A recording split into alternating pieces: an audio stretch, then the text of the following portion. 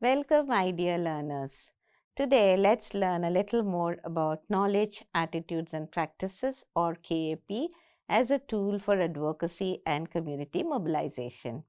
I'm R. Padmaja, a senior scientist at the International Crops Research Institute for the Semi Arid Tropics, based in Hyderabad, India. In today's lecture, we are going to learn little more about what we mean by knowledge, attitudes, and practices, or KAP as they are commonly called, and how they can be used as a tool for advocacy and community mobilization. There is an earlier video by myself and Ms. K. Kavita where we presented KAP as a health messaging case study on how KAP can be used for behavior change communication. In today's lecture, we will learn about how this tool can be used for various advocacy and community mobilization purposes. Our learning objectives for this lecture are twofold. A is to learn how KAP surveys can be used as a public health or nutrition assessment tool for advocacy among the communities to bring about changes for better nutritional and health outcomes. And B, to understand how KAP as a tool can be utilized for community mobilization. Now, in this slide, let us try to understand the significance of KAP survey and why it is important for us from the perspective of advocacy and community mobilization. Now, the significance of KAP as outlined in this slide is it helps to identify the baseline knowledge, myths, misconceptions, attitudes, beliefs, and behaviors in relation to a specific health or a nutrition related topic, for example. It also helps to understand, analyze, and communicate about topics or situations of interest in the field, which could be both rural or urban. Thirdly, it provides information on the needs, issues, and barriers related to the development of effective, locally relevant public health interventions. And lastly, to measure post intervention changes and thus the effectiveness of intervention programs that were aimed at correcting and changing health related knowledge, attitudes, behaviors, and practices. Now, let's try to understand how KAP surveys are conducted and some important details to be understood before proceeding with the KAP tool. Now, the KAP survey is a quantitative method where predefined questions formatted in standardized questionnaires are used that provides access to quantitative and qualitative information. KAP surveys reveal misconceptions or misunderstanding, as I mentioned earlier.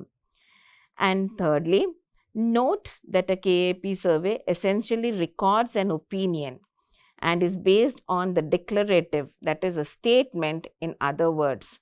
So, the KAP survey reveals what was said, but there may be considerable gaps between what is said and what is done in reality and practice. Now, some more details about KAP survey as a tool. Knowledge, attitude, and practice studies guide the implementation of public health and nutritional interventions, and they are important tools for persuasion. It could be at the individual level, it could be at the community level, it could be at a project level, or it could also be at a policy or a political level. A KAP survey is a representative study of a specific population to collect information on what is known, what is believed, and what is done in relation to a particular topic. Now, the KAP survey can 1. Measure. What does it measure? It measures the extent of a known situation, confirm or disapprove a hypothesis, provide new tangents of a situation's reality. Enhance. It can help us to enhance the knowledge, attitude, and practices of specific themes, identify what is known and done about various health related subjects. Establish. It helps to establish the baseline or a reference value for use in future assessments and help measure the effectiveness of health education activities' ability to change health-related behaviors. And lastly, suggest. KAP surveys can suggest an intervention strategy that reflects specific local circumstances and the cultural factors that influence them. It also can suggest or help in identifying or planning activities that are suited to the respective population involved. Now, let's look at some of the conceptual frameworks of the KAP.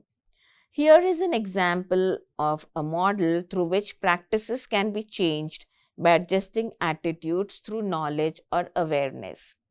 Now, as you can see from this conceptual framework of KAP, knowledge, that is a lack of knowledge or lack of awareness or familiarity about a certain situation can be enhanced through an intervention. So, in this case, knowledge is a set of understandings. It can be a knowledge of and or about science. It can also be one's capacity for imagining one's way of perceiving things or objects. Now, the second is attitudes. Attitude is a way of being, like it is actually having a position. These are learnings or tendencies to a particular event or a particular attitude or a particular behavior. This is an intermediate variable between the situation and the response to the situation.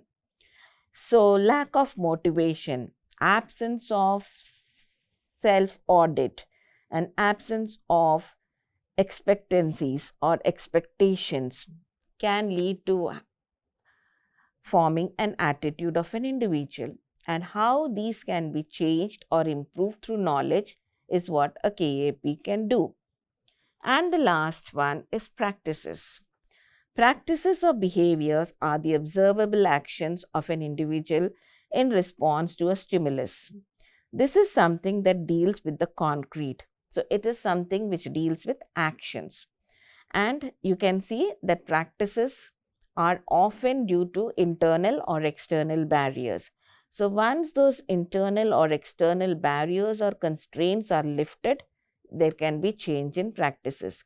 Thus, knowledge or better knowledge can lead to attitudes which can influence changes in practices, and that is the end result of a KAP intervention or an intervention resulting from a KAP survey or data. So, that was a simple conceptual framework of KAP. Now, let's see other frameworks that are also available in the literature to help you give a better understanding and also help you to design one for yourself.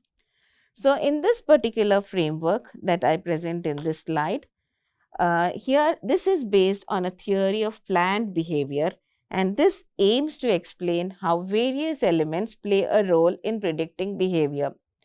Now, let's look at, for example, a health related issue or a behavior related to a health issue.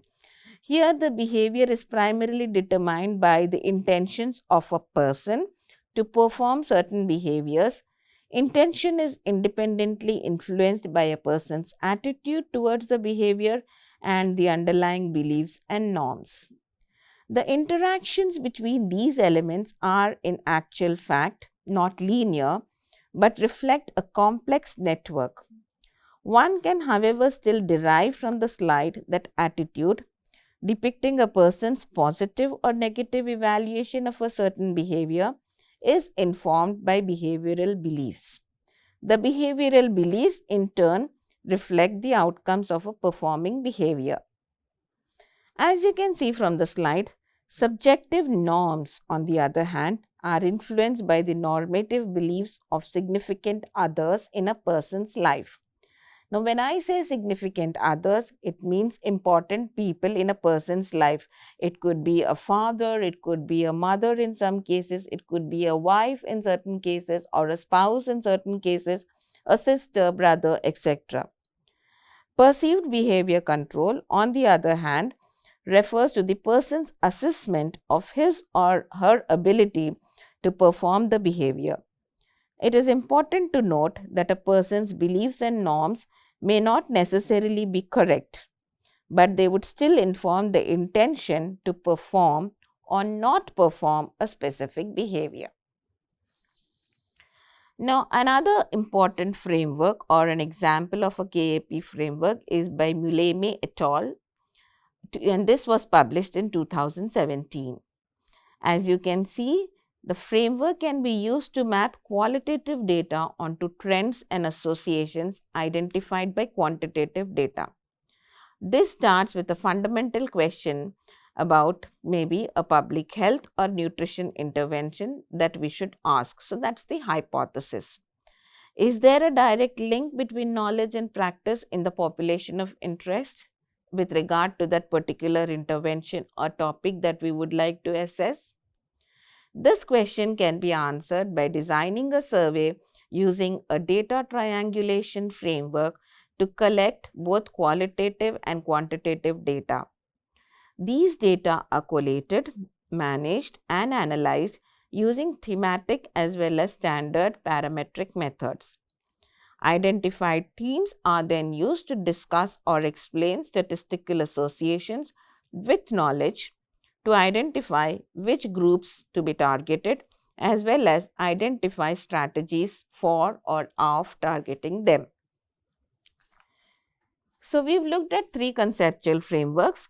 Now, let us see how we can relate KAP to be used as a diagnostic tool to understand the community's comprehension of beliefs towards and the way in which they live with a disease or a deficiency or a disorder.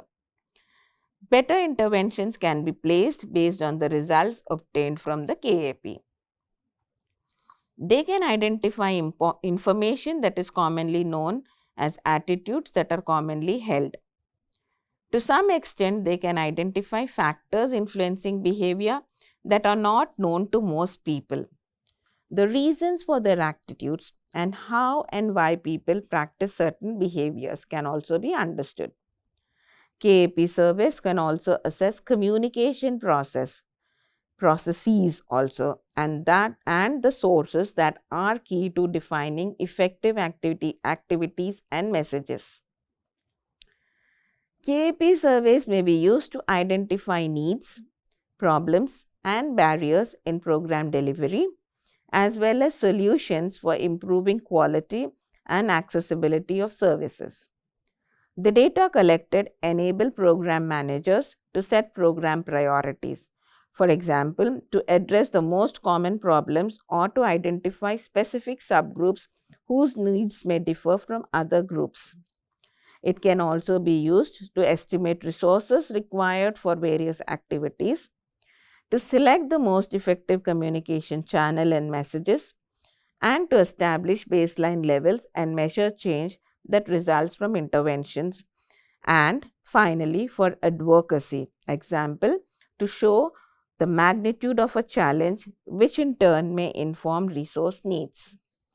KAP data provide national program managers and their staffs with the fundamental information needed to make strategic decisions. Now, let us look at the different steps. KAP survey data are essential to help plan, implement and evaluate. KAP surveys can identify knowledge gaps, cultural beliefs or behavioral patterns that may facilitate understanding and action as well as pose problems or create barriers between development efforts. As you can see from the slide, always start with the information that is already available or known. To avoid collecting duplicative information, consult existing data sources such as DHS, local qualitative studies, the National Family and Health Surveys and health service statistics as an example. Ask yourself, what do you hope to accomplish by conducting the KAP survey? Write out the purpose of your KAP survey in 1 or 2 sentences. Then, write out a list of the main issues that the KAP survey will investigate and prioritize the top 2 or 3 important issues. Select your survey population with your overall program objectives in mind. Be specific when you define the characteristics of your survey audience. Your sample size depends on the purpose of the survey. If you are testing a hypothesis or making comparisons over time, a larger sample is recommended. If the main purpose is to provide descriptive data for program decisions, a smaller sample is adequate. If necessary, consult a statistician to calculate the sample size required for the survey. Lastly, sampling strategies should minimize bias. Again, through your sampling methodology, determine the method that best fits your goals and available resources. Now, step 2 for KAP is develop the survey protocol. As you can see in this slide, the development of a survey protocol includes 5 steps. Always ensure that your survey protocol and design should be consistent with the purpose and objectives of your survey. So, the 5 steps are organize, define, determine, create, and develop. And what do you organize? You organize the contents of the protocol, you define the key research questions, you determine what the survey needs ethical review or not, you create a work plan or a plan of how you would go about in implementing and using KAP as a tool, and lastly, develop a budget so that you are able to complete the survey within the program requirements and budget. Always remember to identify an appropriate ethical review to find out its process for reviewing research submissions. So, there are several ethical review boards that will help you in this process. Use the work plan to allot sufficient days or weeks to each step in the survey process and to track progress as you implement the survey. And importantly, remember your budget plan should carefully reflect the internal expertise required to design, conduct, and manage the KAP survey, as well as the external consultants and other resources needed. Third step, design the survey questionnaire. Key points to be considered are as follows. Keep the questionnaire as short as possible. A long questionnaire will tire respondents and interviewers and result in respondent fatigue or interviewer fatigue. Do not ask more than one issue in a single question. Phrase your questions carefully and keep them very simple so that everyone, including individuals with little formal education, can also understand it. Phrase your questions carefully and keep them simple so that everyone, including individuals with little formal education or no education, also can understand the question. If you are conducting the KAP among several distinct audiences, tailor your questionnaire to the information you need from each audience. Investigate software programs in advance and include relevant information about the selected program in your data analysis plan. Pre-test or pilot the questionnaires to ensure that they are easily understood by all respondents. Now, step 4 is to actually conduct the survey. A KAP survey will probably require internal human resources as well as external experts with specialized skills to lead tasks such as determining the sample size, designing the questionnaires, conducting the interviews in local languages, analyzing data, etc. So, consider the number of interviewers, the weather conditions, and the length of the interviews when calculating the number of days and period of the survey for the survey. Practice, practice, and practice. Allot plenty of time during training for interviewers to practice. Using the KAP survey questionnaires in role plays that are observed by the training team is a good methodology. Make sure that all supervisors have a common understanding of their role in quality control, including ensuring that each questionnaire has been completed thoroughly and legibly before leaving the immediate area where the interview was conducted. Step 5 is the plan as follows. It includes the key points to be considered while analyzing the data. Identify errors that occurred in the field or during data entry before you start analyzing the data. Remember to refer your survey objectives, key questions, and your data analysis plan for guidance through the data analysis phase. Use cross tabulations to highlight differences between groups or categories of survey participants. And lastly, determine the findings that merit further attention through qualitative research. The last step is use the data. The survey report should contain enough detail for a layperson to understand your methods, justification for using your survey population, the results, and the conclusions. Organize a stakeholders meeting to disseminate results of the KAP survey and gather suggestions and recommendations from local governments and non-governmental partners.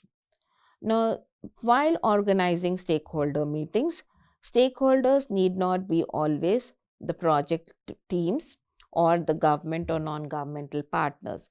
It could also include the communities with whom we have worked, so that it is returning back to the communities what we have found during the survey and how there can be a change in behavior or a change in practice or a method. Use KAP data as valuable evidence to influence allocation of resources, design of health education campaigns, choice of media channels, and choice of content for training health workers or other audiences. Advocacy aims to secure needed financial resources and change policies, guidelines, or procedures by influencing stakeholders such as decision makers, policy analysts and policy planners, policy makers and journalists, as well as politicians. While communication seeks to increase awareness, influence social norms, create behavior change among selected individuals or subpopulations in the public, and improve interpersonal communication and counseling or engagement between people, their families, and providers. And finally, social mobilization aims to change norms, improve services, expand community support, and solve social problems, often by bringing groups together to act at a community level.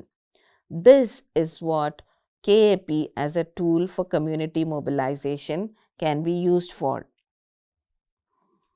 Now, let's discuss the operations for implementing the KAP tool in the community. This is very important to make the KAP successful in achieving its goals. The first among them is the requirement of staff. The number of supervisors is directly dependent on the number of surveyors, which is determined by the size of the survey and the resources available. Each supervisor should have daily face-to-face contact with each of the surveyors or the enumerators that he or she supervises. For 10 to 15 enumerators or surveyors, for example, 2 supervisors work quite well. It is critical to not to underestimate the magnitude of resources and time that is necessary for the implementation of the KAP surveys. Most of the times, the KAP surveys are quite costly and time consuming. Hence, proper budgeting of both time and resources is important. A second step in the operations is training. Training surveys is very crucial. The training can last for 2 to 4 days depending on the complexity of the survey and the questionnaire and the experience level of the enumerators or the surveyors that are recruited. The training should allow surveyors or enumerators to master the knowledge, skills, and expertise specific to the KAP survey that they will be implementing. Geographic targeting should not be forgotten. A KAP survey is conducted on a specific target population. Respondents are randomly selected from the complete sampling frame. The target group may share common characteristics such as maybe you are implementing this survey on youth under 18 years old, or this could be a survey on artisans, or it could be a survey on drug users, or it could be a survey for people who have severe anemia. Here the KAP questionnaires are aimed at individuals or at a more general population. Example, they could be at a region or a village level. So, in this case, when they are at a more general population level, the questionnaires are aimed at the household level.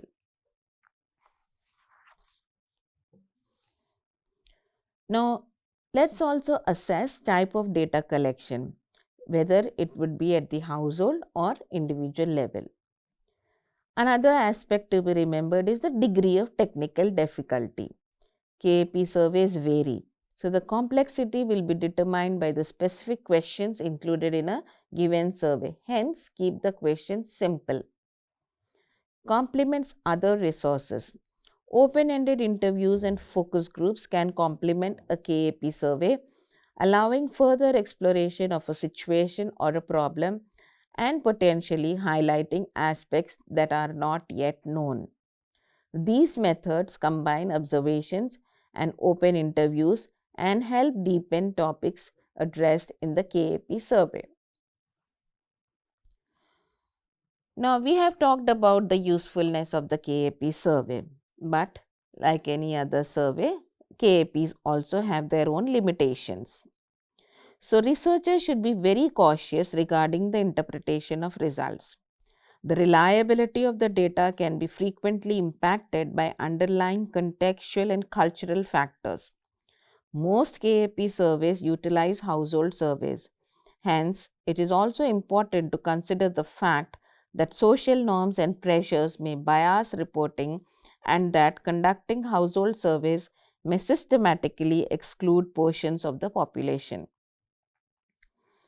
KAP surveys have not undergone extensive methodological scrutiny relative to a number of other surveys that are in practice and are known for their importance, especially for social policy. That given, survey data may derive from cultures and languages different from that of the analyst's own, which has been ignored as a potential methodological problem. A main criticism of KAP surveys is that their findings generally lead to prescriptions for mass behavior modification instead of targeting interventions towards individuals. Other major issues with KAP surveys are that investigators use the surveys to explain health behavior under the assumption that there is a direct relationship between knowledge and action. KAP surveys can be useful when research plan is to obtain general information about public health knowledge and sociological variables. However, if the objective is to study health-seeking knowledge, attitudes and practices in context, there are suitable ethnographic methods also available, including focus group discussions, in-depth interviews, participant observation and various participatory methods that could be used along with KAP surveys. And finally, to conclude, the data collected in the KAP surveys are necessary to provide baseline information, evidence for prioritizing interventions, and collecting in-depth knowledge about how a health or a nutrition intervention impacts communities. Conducting a KAP survey enriches and informs health and nutrition programming at the country level and provides national health and nutrition program managers and their staff with credible basis for strategic decision making. KAP surveys provide baseline and follow-up measures of program effectiveness and produce data that are valuable for planning, advocacy, communication and social mobilization activities. The 6-step process and the tools presented in the slide should be adapted to meet the needs of the country programs or to meet the needs of the local context.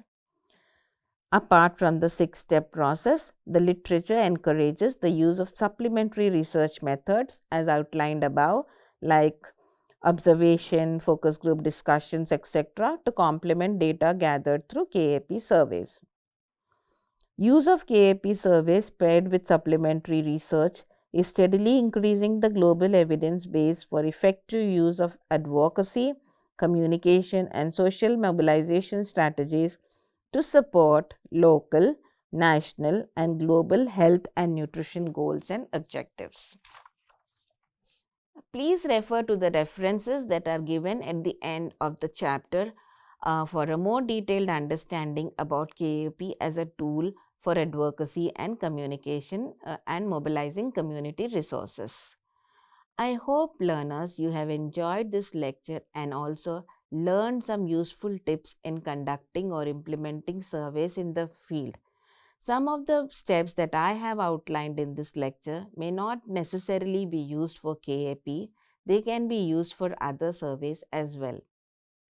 Hope you have a great learning experience.